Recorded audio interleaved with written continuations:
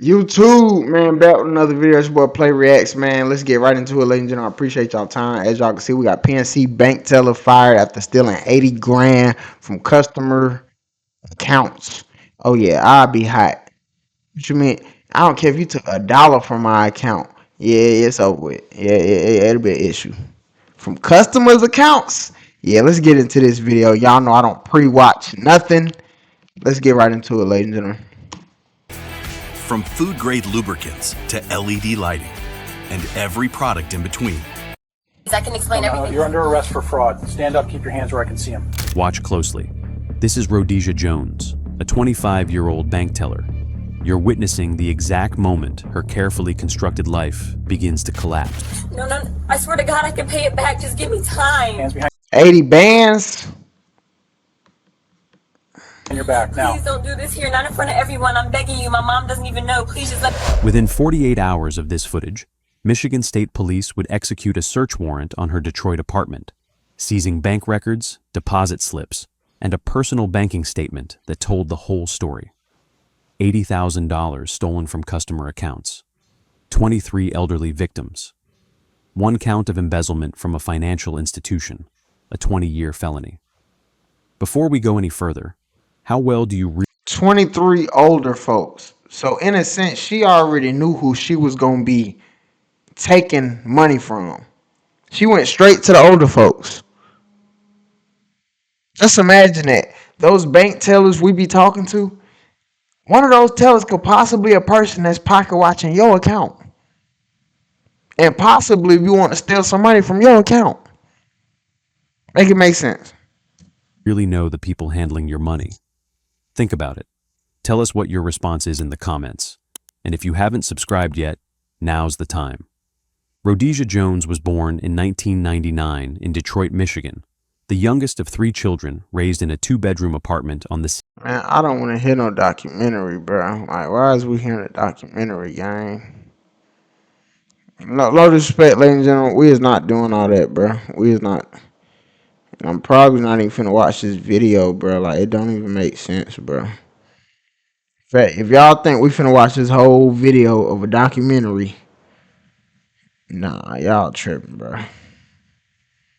Y'all tripping. We'll start right here. $400 deposited on August 15th, the day after the first theft, from Harold Pemberton. $600 deposited on September 28th. A day before my birthday. Let's go back a little bit more, ladies and gentlemen, so we can see. Started to sound more confused than usual. She paid her mother's bills online, set up automatic payment. Hold up.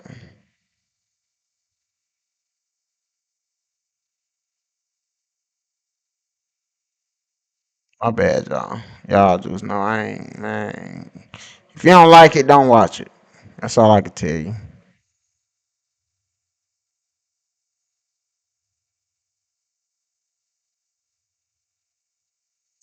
Counterfeit bills, how to smile through difficult interactions.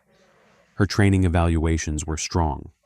Her supervisor noted that she was quick to learn systems and comfortable with repetitive tasks. Another evaluator wrote that she demonstrated strong attention to detail and professional demeanor beyond her experience level. On June 26, 2023, Rhodesia Jones reported for her first shift as a teller at PNC Bank Branch. Okay, now we got action. 4471 on Big Beaver Road in Troy, Michigan. She was 24 years old. She had health insurance for the first time in her life. She had a 401k. She had direct deposit and a nameplate and a drawer full of cash that she was trusted to manage. She had made it. That feeling would last exactly 7 weeks. PNC Bank Branch 4471 sits in a strip mall on Big Beaver Road in Troy, one of the wealthiest suburbs in Michigan. Troy is not Detroit. The median household income in Troy exceeds $100,000. The driveways hold... Yeah, she knew what she was doing. By that, bro, the median salary in that one area is past 100,000, and she a bank teller. for that area. Come on now. Old BMWs and Lexuses. The lawns are manicured by services, not by the people who live there. And the bank branch on Big Beaver Road serves these people. Professionals, retirees, small business owners, and families with substantial savings accounts built over decades of careful accumulation. On any given day, the branch processes hundreds of thousands of dollars in transactions. For many customers, especially the older ones, this branch had been their bank for decades, since before PNC acquired whatever regional institution first opened those doors. They knew the tellers by name. They brought cookies at Christmas. They asked about families and remembered birthdays. They trusted the people behind that counter the way they trusted their doctors, their mechanics, their children. That trust was the foundation of everything. The branch employed 6 tellers, 2 personal bankers, an assistant manager, and a branch manager named Patricia Okonkwo. Tellers worked in a row behind a long marble counter, each station equipped with a computer terminal, a cash drawer, a receipt printer, and a small scanner for checks. Behind the tellers, past a security door that required a badge swipe, sat a small vault room where cash reserves were stored in a floor safe that required 2 keys to open. Every transaction at PNC Bank is supposed to follow a strict verification protocol. For withdrawals, the process is simple but absolute. The customer presents identification, the teller verifies the ID against the account holder's information, the teller confirms the withdrawal amount verbally, the customer signs a withdrawal slip, the teller processes the transaction, the account is updated in real time, and the cash is handed over. Every step documented, every step traceable, every step designed to prevent exactly what Rhodesia Jones was about to do. Everything in my store is now free. Hey, it's Jula. After a long time, I've decided. But there is a vulnerability built into this system, a vulnerability that exists by design, and Rhodesia Jones found it within her first month on the job. Tellers have the ability to process transactions without the customer physically present. This capability exists for legitimate reasons. It allows tellers to correct errors, process adjustments, handle returned items, and manage certain administrative tasks that would otherwise require a supervisor for every minor fix. The system has to assume, that tellers will only use this capability for its intended purposes. The system assumes that the person entrusted with the keys will not use them to rob the vault. The oversight mechanism is daily cash reconciliation. At the end of every shift, each teller's drawer must balance against the day's transactions. Every dollar in must equal every dollar out, with the cash in the drawer making up the difference. Any discrepancy over $50 triggers an automatic flag that goes to the branch manager. But here's the flaw. If the transactions themselves are recorded correctly, if the money taken is logged as a legitimate customer withdrawal, then the drawer will balance perfectly. The thief and the record keeper are the same person. The fox is guarding the henhouse and keeping immaculate notes. The final assumption, the one that makes the whole system work, is that customers will notice unauthorized withdrawals on their statements and report them immediately. The assumption is that the system will catch fraud through customer complaints before it spirals out of control. The assumption is that no teller would be bold enough to steal from accounts and expect to get away with it for long. These assumptions were catastrophically wrong. That's why she was crying like that at the beginning of the video, because she knew she was wrong. The first unauthorized withdrawal occurred on August 14th, 2023, 7 weeks after Rhodesia started at the branch. Dang, 7 weeks. 7 weeks in, she started stealing. So what's that? It's a month and 3 weeks, almost 2 months. She seen how hefty their accounts was. She said they ain't gonna miss nothing. The amount was $400. The account belonged to a 73-year-old retired General Motors auto worker named Harold Pemberton. Bro, they name dropping too much. Mr. Pemberton was a regular customer at branch 4471. He came in every month, usually on the 3rd or 4th day, to deposit his GM pension check and withdraw cash for the month's expenses. He was a creature of habit. Same time, same teller line, Same small talk about the Tigers or the weather or whatever his grandkids were up to. Rhodesia had helped him at least half a dozen times in her first weeks at the branch. She knew his account number by heart. She knew his balance hovered around $34,000, a lifetime of savings from 41 years on the line at the Hamtramck assembly plant. That's crazy, bro. Just imagine that. You've been working for a company for 40 years, 41 years, and you don't even have 40,000 in there. So for him to be able to save 30,000, 34,000, that's great. It just seemed like low pay to me. You've been working at this company for 40 years and don't even have 40,000. Like, that's insane. She knew he rarely checked his online banking because he didn't trust computers. She knew he preferred paper statements, which arrived once a month in an envelope he sometimes didn't open for weeks. She knew he lived alone in a small house in Warren. His wife Margaret had passed away 3 years earlier from lung cancer, and his children had scattered to Phoenix and Tampa and a suburb of Chicago, visiting only on holidays if the weather cooperated and the flights weren't too expensive. She knew he was perfect. That first withdrawal was a test. She processed it during a quiet Wednesday afternoon, the branch nearly empty, her supervisor on a late lunch, the other tellers absorbed in their own transactions. She pulled up Mr. Pemberton's account. She initiated a cash withdrawal. She entered the amount, $400. She completed the transaction. The system recorded it as a standard withdrawal. No red flags, no alerts, no supervisor notification required. Her drawer balanced at the end of the day because the money she had taken was accounted for. It just wasn't accounted. Is that how much he must have took out then? So if he went to the bank and said, okay, Miss Jones, let me get 400. Did she take out? Y'all help me understand. For correctly. She put $400 in her purse. She clocked out. She drove home. She waited.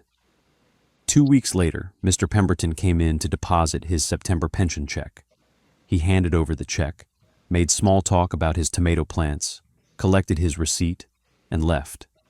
He said nothing about the missing $400. Either he hadn't noticed it on his August statement, or he'd noticed and assumed he must have made the withdrawal himself and simply I don't think he noticed. forgotten. He was 73 years old. He didn't trust his own memory the way he used to. That was when Rhodesia understood. She could do this again. She could do this as many times as she wanted, to as many accounts as she could manage, and no one would stop her, because no one was looking.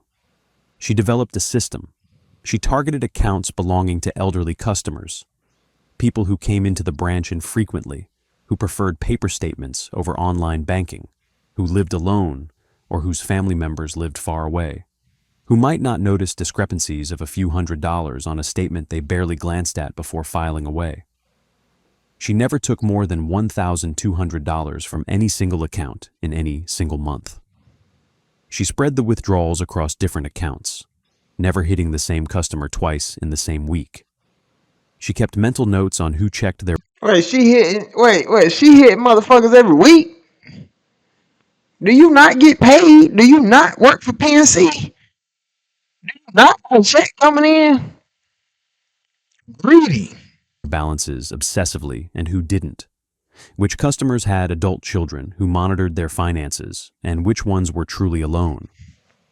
By October 2023, she had taken $8,400 from 7 different accounts.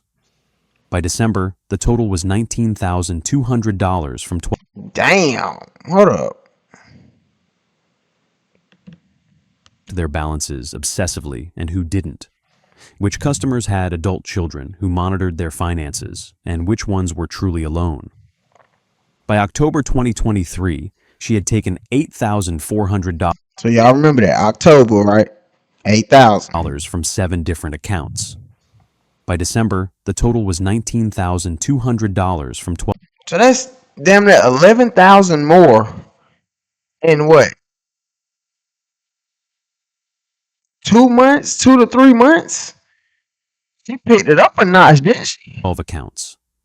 By February 2024, the total exceeded $35,000 from 18 separate victims. Her lifestyle changed in ways her coworkers couldn't help but notice. Shopping is hard. And that's where she fucked up at. Make it easy with Stitch Fix. Get outfits you love without any of the hassle. First, tell She moved out of her mother's apartment on the east side and into a one-bedroom in Midtown Detroit. Rent $1,000. In Midtown. I knew once he said Midtown, that sounded like the rent done hiked up. Rent was $1,400. Should have stayed at home at mama. She moved out of her mother's apartment on the east side and into a one-bedroom in Midtown Detroit. Rent $1,400 a month, first and last plus security deposit. She bought a used 2021 BMW 3 Series from a dealership in Southfield. $28,000. Oh yeah, she popping it. Brand new apartment, Midtown. New car, $28,000. Financed at 6.9% with a $4,000 down payment she paid in cash. Oh no, okay. So she said, okay, bet I'm up 30 racks. Move out mama crib.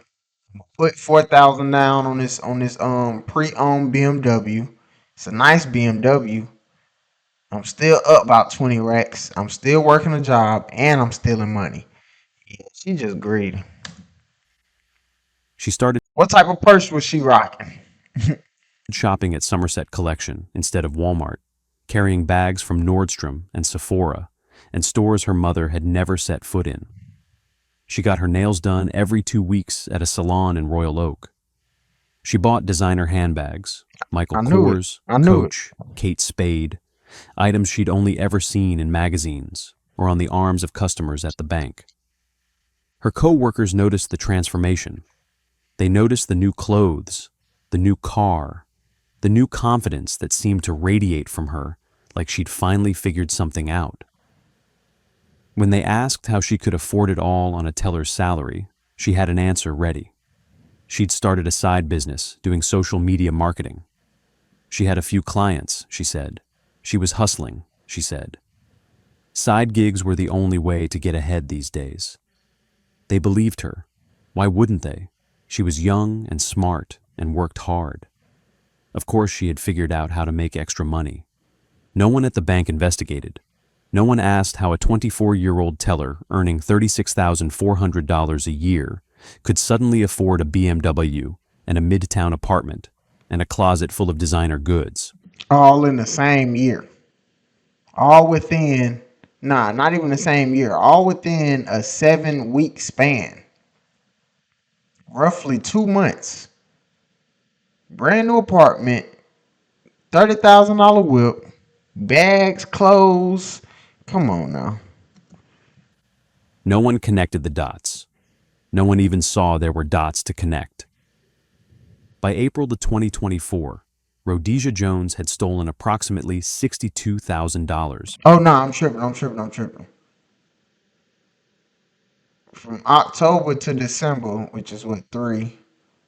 So she been there a few months. Still. From PNC Bank customers. She had made over 34 unauthorized withdrawals from 23 separate accounts. The youngest victim was 68 years old. The oldest was 89. And she had absolutely no intention of stopping. Dorothy Kaczynski was 81 years old. She had been a customer at the Troy PNC branch for over 30 years, since before it was PNC, back when it was National City Bank, and before that, something else she couldn't quite remember anymore. Her late husband, Walter, had opened the account in 1987, the year they paid off the mortgage on their house in Clawson, and decided they finally had enough money to need a real savings strategy. Walter passed in 2019. Heart attack, sudden, no warning, gone before the paramedics arrived. After that, Dorothy's daughter, Michelle, had taken over helping with the finances. Michelle Kaczynski lived in Chicago, a 3-hour flight or a 5-hour drive, depending on traffic and weather and how much patience she had for either. She visited every few months, usually around holidays, or whenever her mother's voice on the phone started to sound more confused than usual. She paid her mother's bills online, set up automatic payments for the utilities and the insurance, made sure the property taxes got handled on time, and every April she flew home to help her mother prepare her taxes. In late April 2024, Michelle Kosinski sat down at her mother's kitchen table with a stack of bank statements and a calculator, the same ritual she'd performed every year since her father died. Her mother sat across from her with a cup of tea, half watching a rerun of Wheel of Fortune in the other room. It was supposed to be simple. It was supposed to take an hour, maybe 2. That was when Michelle noticed the discrepancies. 7 unauthorized withdrawals over the previous 8 months. $800 in September 2023. $600 in October. $900 in November. Nothing in December. Her mother had actually visited the branch that month, which must have spooked whoever was doing this. Then $1,200 in January. $700 in February. $1,100 in March. $800 in April. Hitting their ass. Total, $6,100 gone from her mother's savings account in transactions her mother had never made. Michelle looked up from the statements. Mom, did you withdraw cash from your savings account? Any of these dates? Dorothy shook her head slowly. I haven't Trying to remember, like, did I? Nah. been to the bank since December, honey. I do everything automatic now, like you set up. Why would I need cash? Michelle called PNC's fraud hotline at 4:47 that afternoon. She filed a formal complaint. She demanded an investigation. She told the representative on the phone that her 81-year-old mother, a widow living alone, a woman who had trusted this bank for 30 years, had been robbed. The representative took down the details, created a case number, and promised that PNC's internal fraud investigation team would be in touch within 72 hours. They were. Within 3 days, PNC's fraud investigation team pulled the complete transaction records for Dorothy Kosinski's savings. Hold on, y'all. In other words, nigga, when they put that complaint in, yeah, gang. That was the first day when they was on her ass for real.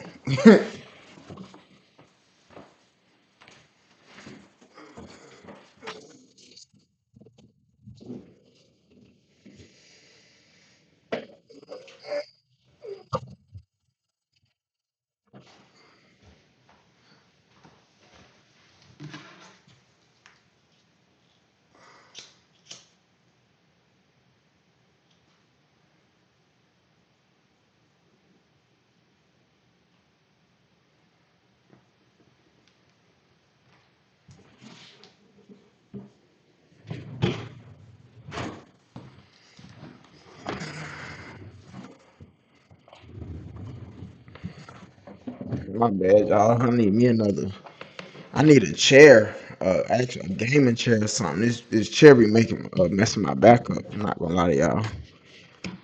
Account. They isolated the 7 disputed withdrawals. They cross-referenced each one against the teller station that processed it. Every single withdrawal had come from the same station, Station 3 at Branch 4, 471 in Troy. Her station. They pulled the staffing schedules. They matched the transaction timestamps to the employees working those shifts. Every single unauthorized withdrawal had been processed by the same person, Rhodesia Jones. Booking.com has all kinds of stays for those who love family resorts and for those who do not. There we go. Find exactly what you're booking for. Booking.com, booking.yeah.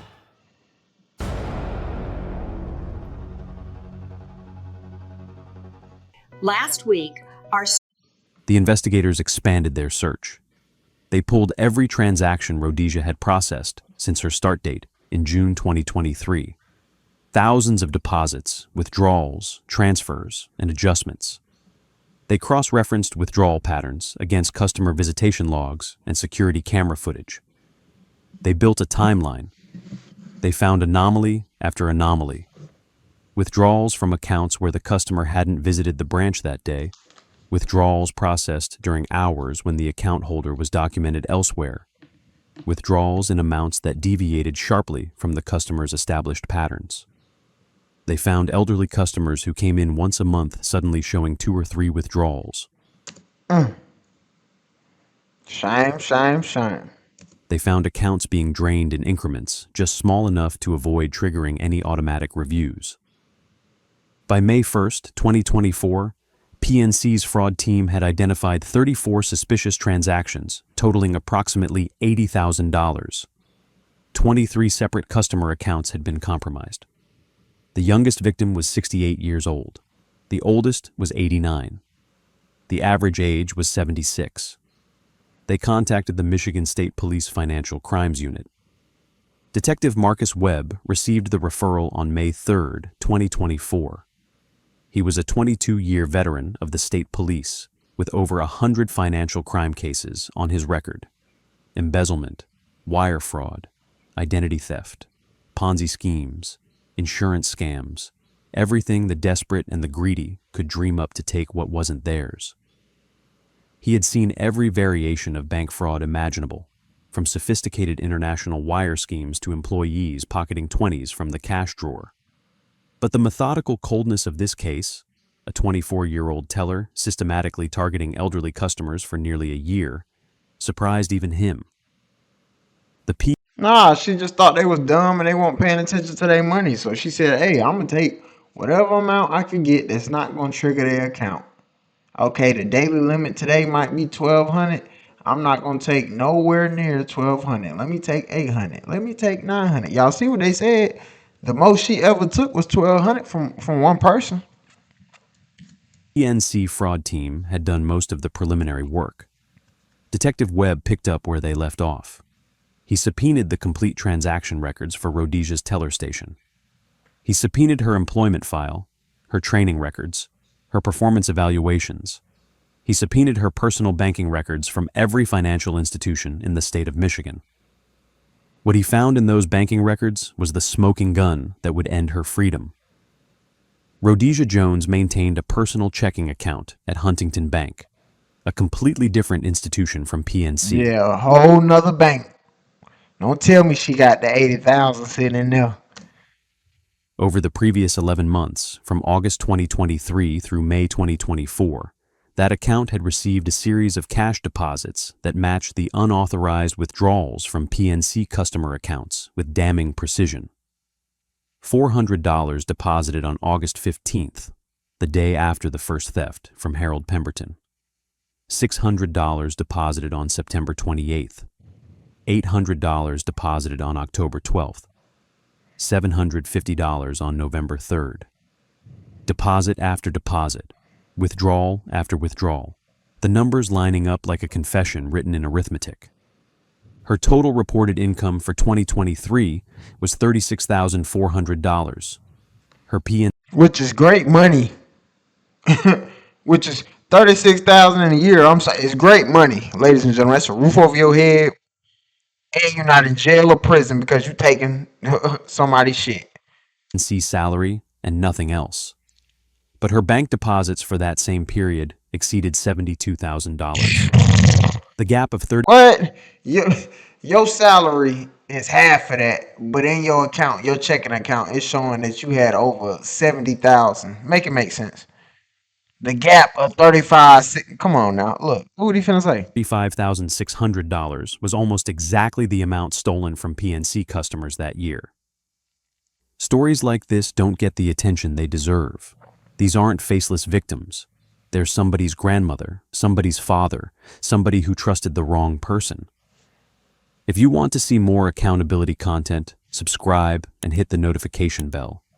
And leave a comment letting us know. Have you ever caught someone stealing from a family member? Detective Webb pulled her tax returns next. For tax year 2023, Rhodesia Jones had filed a Michigan state return reporting only her PNC wages. She had not declared a single dollar of the stolen money as income. The state of Michigan had been defrauded of approximately $3,200 in income taxes. That added 2 additional felony charges to the growing case against her. On May 8, 2024, Rhodesia Jones was terminated from PNC Bank.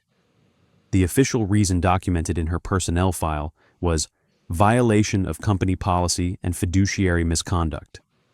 She was called into the branch manager's office at 2:15 in the afternoon, told that her employment was being terminated effective immediately, and escorted from the building by security. Her access badges were confiscated. Her personal belongings were boxed up and handed to her in the parking lot. Her final paycheck would be mailed. She drove home to her midtown apartment. Now, you know it's real when they say we're gonna mail you your final paycheck. The apartment she could no longer afford, and waited for the knock she knew would eventually come. It took 17 months, but it came. On October 8th, 2025, at approximately 7:45 in the morning, 2 Michigan State Police detectives pulled into the parking lot of a midtown Detroit apartment complex. They had an arrest warrant signed by a judge in Oakland County.